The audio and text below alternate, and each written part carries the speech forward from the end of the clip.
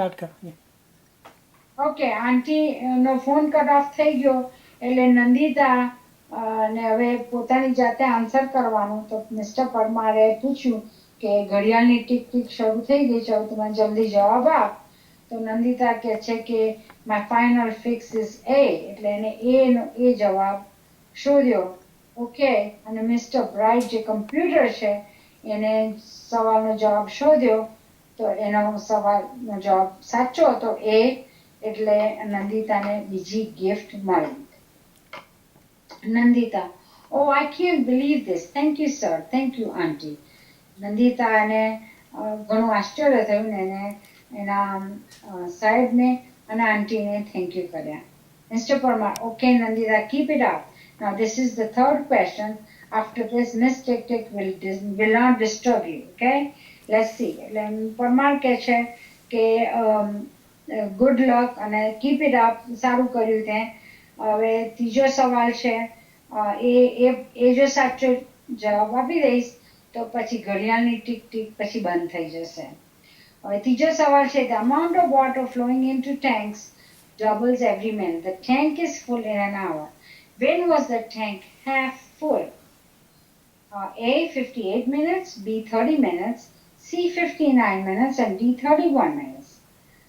સવાલ એ છે કે જે પાણી છે ટેન્કમાં, પાણી જે વહેતું પાણી છે ટેન્કમાં દર મિનિટે ડબલ થાય છે. The tank is full in 1 hour. Tank આખી 1 કલાકની અંદર ભરાઈ જાય છે. When was the tank half full? એટલે ટેન્ક અડધી ક્યારે ભરેલી હતી?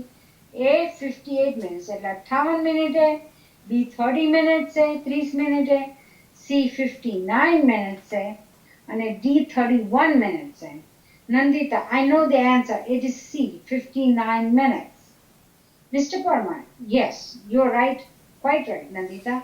You win another gift. Now you're free from Miss Tick Tick. I want to say something about you to the audience. Nandita is a good player of hockey. She won the Player of the Match award in the last inter-school hockey tournament. Let's clap for that. Mr. Parmar કહે છે કે એનો સવાલ સાચો હતો. હવે નંદિતા તને બીજી ગિફ્ટ મળી અને હવે મિસ ટિક ટિક એટલે ઘડિયાળ આગળ ચાલશે નહીં, પણ 1 મિનિટ મળી છે. તો બધા ઓડિયન્સને જે બધા બેઠેલા છે એને જણાવ્યું કે નંદિતા એક ઘણી સારી હોકી પ્લેયર છે અને જે છેલ્લી ઇન્ટર સ્કૂલ હોકી ટુર્નામેન્ટ હતી એમાં એને એ જીતી ગઈ. એટલે બધાને લેટ્સ ક્લેપ ફોર ધેટ, એટલે બધા તાળીઓ પાડો. Nandita, thank you sir. Okay, let's go on. The question is, એટલે હવે મિસ્ટર મહેતા છે એ કહે છે કે ચલો હવે બીજા ક્વેશ્ચન સાથે હવે શરૂ કરો. 4. Which gas do trees breathe in? A. Oxygen, B. Carbon dioxide, C. Nitrogen, D. Methane. Nandita, I think it is B. Mr. Parmar, is that your final answer? એટલે નંદિતા કહે છે બી એટલે કાર્બન ડાયોક્સાઇડ. મિસ્ટર પરમાર કહે છે એ છેલ્લો ને આખરી જવાબ છે. Nandita કહે છે yes sir, I want to go with option B. Mr. Parmar, let's see. Oops, this is wrong answer. You lose the game. The correct answer is A, oxygen.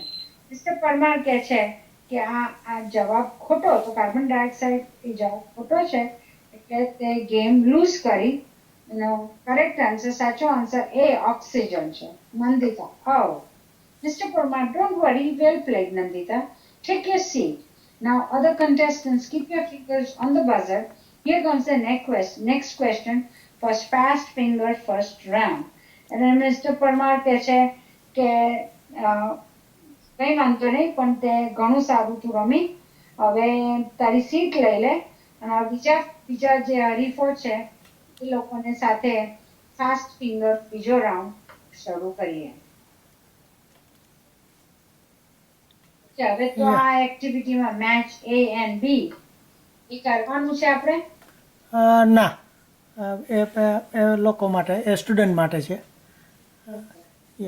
એટલે બસ એટલે અહીંયા આવી રીતે પૂરું થાય છે. એટલે આપણે ટીવીમાં જે શો હોય છે, મને લાગે લગભગ એના જેવું જ છે કે કોણ બનેગા કરોડપતિના જેવા જ બધા પ્રશ્નો ને બધું હોય છે કે એને જવાબ આપે પછી એમ કે ફરીથી પૂછે કે આ તમારો ફાઇનલ આન્સર છે કે એ રીતે. Right.